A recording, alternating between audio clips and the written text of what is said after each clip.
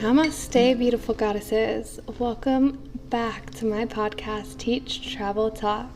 I'm Marvelous Megan, and I'm here to empower and guide you beautiful queens to have a happy, healthy, successful life that you all deserve.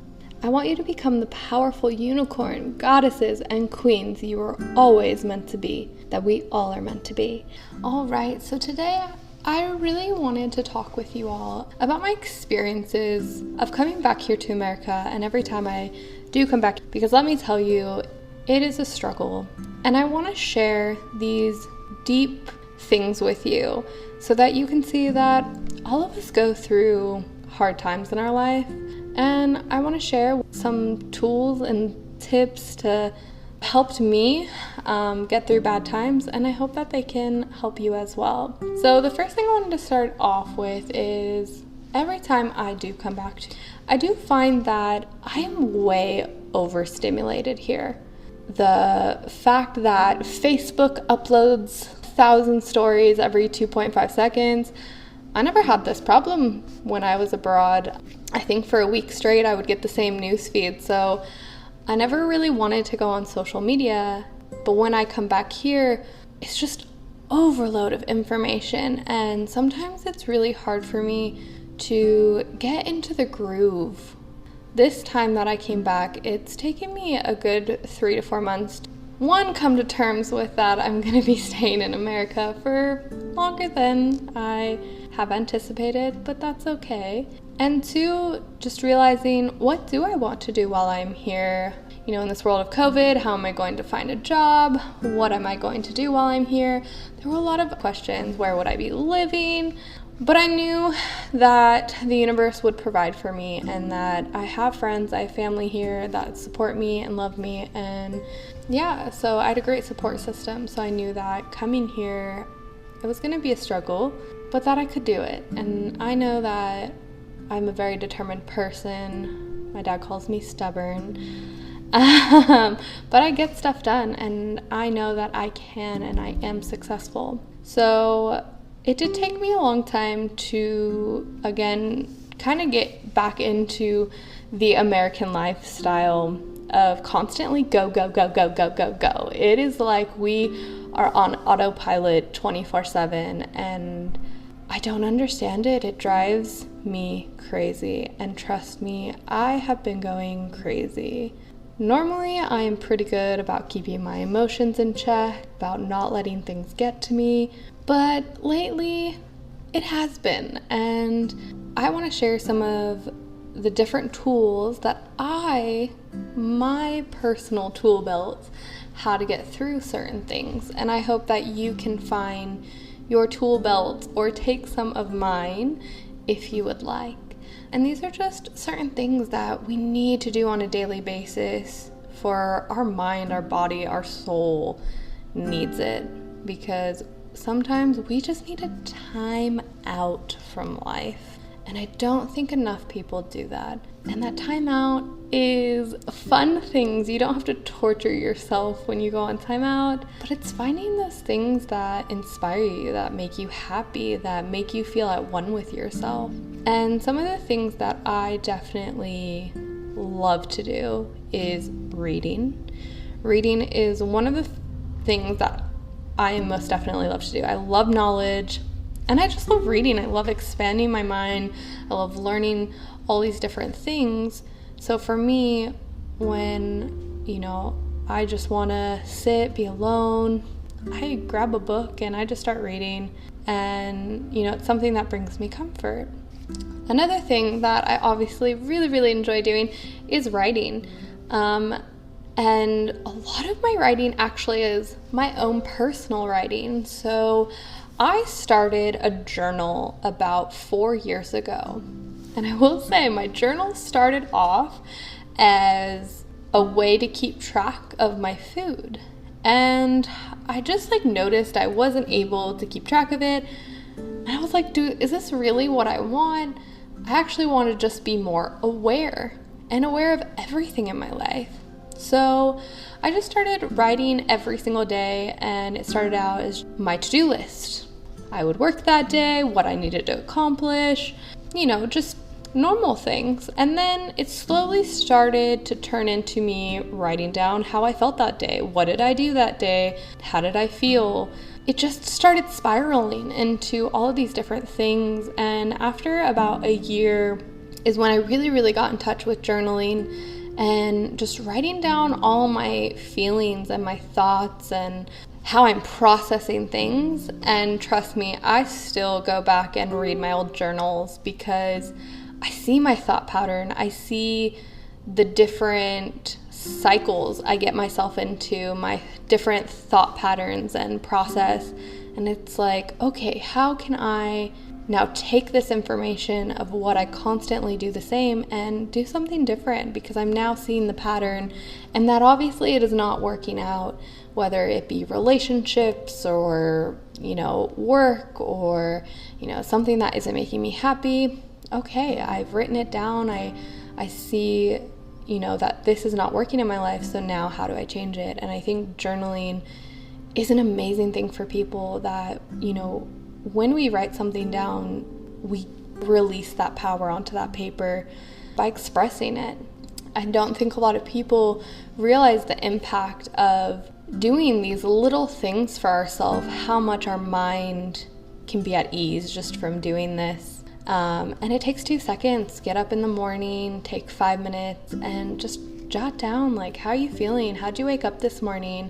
Maybe it's, you can say, hey, these are my intentions for the day. I'm going to make this, and this happen. I'm going to have a great day.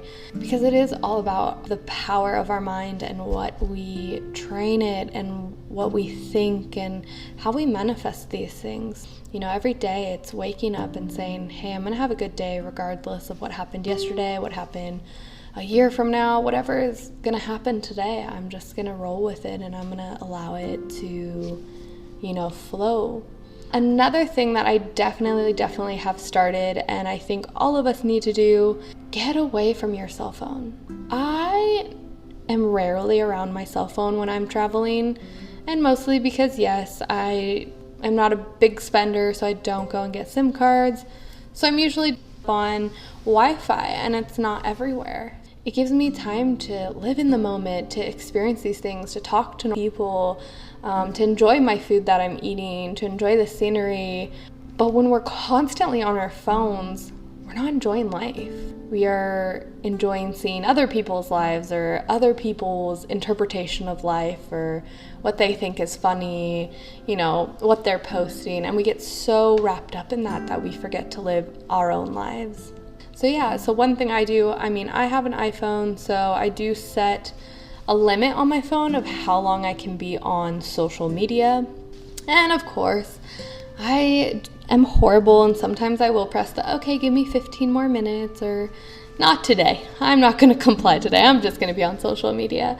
But something I've definitely learned from a lot of different people in the last few months is if you are not using social media to build a business, or you are not using it for the right reasons, you shouldn't be on it.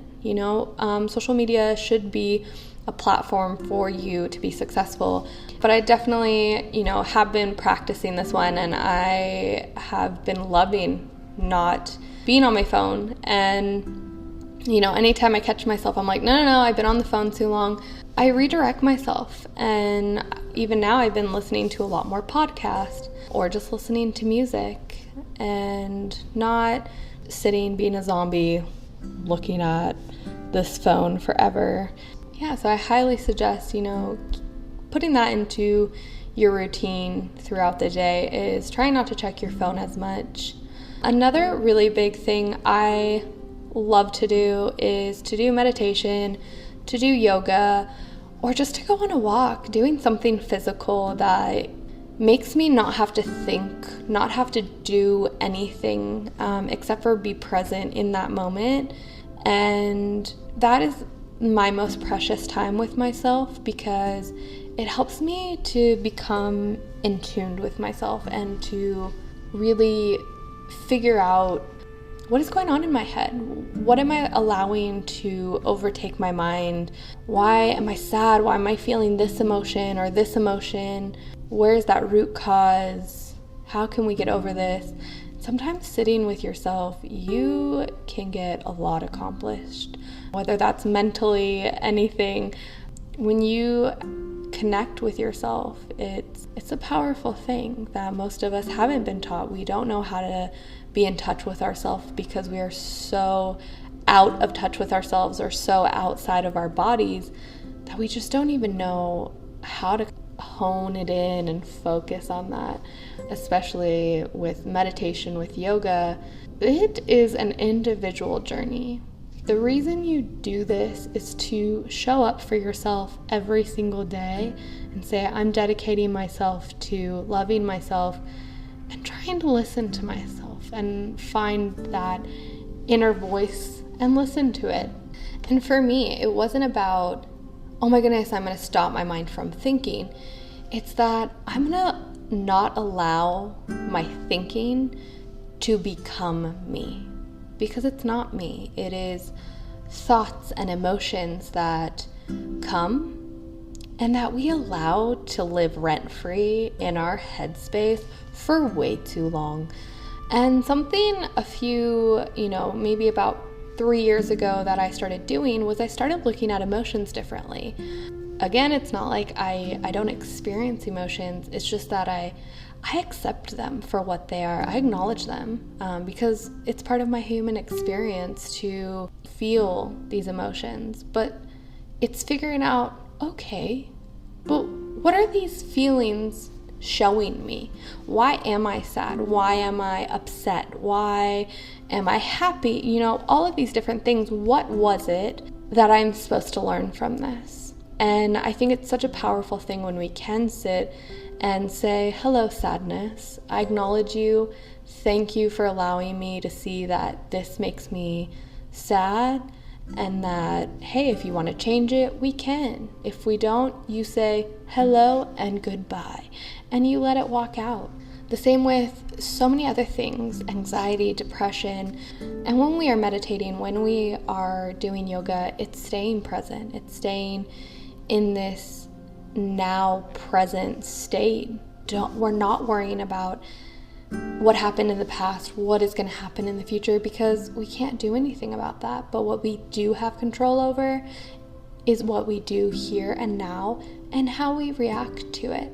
Our choices are everything. And remember, you make the choice. You can either choose to say, hey, emotion, thank you for teaching me that I'm mad because someone said this to me. And now I can go to that person like an adult and say, hey, I just want to let you know that made me a little upset that you said this to me. Everything is about communication. Communication is definitely key in many areas of our life. So there is another helpful tip for you to start to wind down from this craziness of this world, and especially in this society in America of this constant need to be stimulated and to constantly be on the go and never sit still, never find that peace within ourselves. And I think all of us have great ideas. We have everything. We have a tool belt, and we all know what makes us happy. And I would love to challenge you to find something that you love that does not involve a screen. So that doesn't involve, getting on social media, that doesn't involve watching TV, playing video games, anything, watching YouTube, being on your laptop.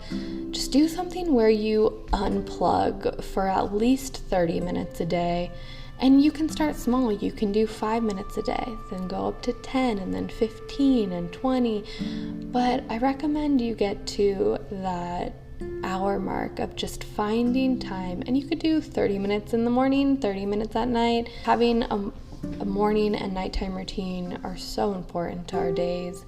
And I highly suggest finding that hobby that you love, because everyone has different likes, but I know that there's something out there for everyone. So I definitely give you this challenge, and I hope you let me know, what is your favorite thing to do to find peace throughout the day? And again, that could be talking to someone you love, It can be just dancing. It can, going for a bike ride, taking your dog for a walk, knitting. It can be painting. There are so many things I love to do that I just find these little instances in time when my mind just starts racing and I say, this is the time when I need to sit with myself the most and sit here and just say, what can I do for my soul right now? What can I do for my body and my mind to make it be at ease? Because I want to have a happy, successful, healthy life. And this comes with working on our mental state of mind. And it's something we were never taught. Our parents didn't teach us, school systems didn't teach us, governments didn't teach us. So it is for us collectively to teach ourselves how to be mindful and how to be great humans, and to collectively grow together, expand together, and teach each other what are different ways that each of us kind of come out the other side. And it is something that everyone, I think, fails to forget, because here in America we think, oh my goodness, it's a one-stop shop. I'm going to do this once and everything's going to be a-okay. No, trust me, this is a daily thing. I work every single day to be mindful. I work every single day on being a better person. I work every single day on my mental health. It is a daily thing, and it's going to be a daily thing for the rest of your life. But it gets easier because just like habits, this becomes a habit. And it just becomes part of your everyday life. And sometimes even for me, I crash. I get emotions that overwhelm me. And sometimes that's when I need to be alone the most, and when I just need to sit with myself and find those things that make me happy and make me love and help me guide myself to a better place and not stay stuck. And I think that's what everyone kind of does here. We stay stuck in our emotions so much and we don't get ourselves out of it. And it's finding that way of not being in these constant states of fear, constant states of depression or anxiety. Our minds are so powerful, and once we tap in to our minds, you will see a huge shift in everything around you, in the way that your life is going. You will just see everything expand for you, and you'll see miracles and magic working. And because you are magical, you are so powerful. You create the life you want to live. You create this reality. So create the reality that you want, and don't give in to America's ideas of what life should be like, about, oh my goodness, you must work for the man the rest of your life. You will not be successful if you try to open up your own business. You will be unsuccessful if you don't go and vote, if you don't buy this product or use this machine. It's crazy, and it's getting out of this matrix and seeing society as what it is and saying, do I really want to be a part of this society, or do I want to be a part of a new society? One that is changing and evolving and wants to help people, wants to teach others, and to help the society grow into something so powerful and so magical that it's gonna be incredible. So it's finding these like-minded people, and I hope, if you're looking for a tribe, I'm here for you. I love like-minded people that are open for change, that are open to expand their consciousness and to see through the veil, to see through this matrix and wanting to get out of the matrix and to not do things that society has laid out as foundations of what we should be doing. So I really hope that you can take this challenge and find some stillness in your life. Find your inner voice and let it be heard. Let it be heard. And I hope that you have taken some amazing teachable moments for today. And I can't wait to talk with you more and share more incredible things with you. And I look forward to our next talk next Tuesday. I'm going to call them transformative Tuesdays because I love that ring. So I can't wait to talk to you. If you do want to get in touch with me, I do have a Facebook page, which is TEACH.TRAVEL.TALK. I will put a link down below so you can go follow and can join other like-minded people who want to expand their consciousness and that have a great tribe. So I look forward to seeing you there, and I hope you have a magical, magical night, evening, morning, wherever you are, whatever you are doing. I hope you have magical moments ahead of you. Until next time, marvelous queens, goddesses, and unicorns. I hope you all have a magical, marvelous, transformative December. And I can't wait to talk to you next week. I have a special guest. Her name is Yana, and I can't wait for you to meet this magical unicorn. Namaste.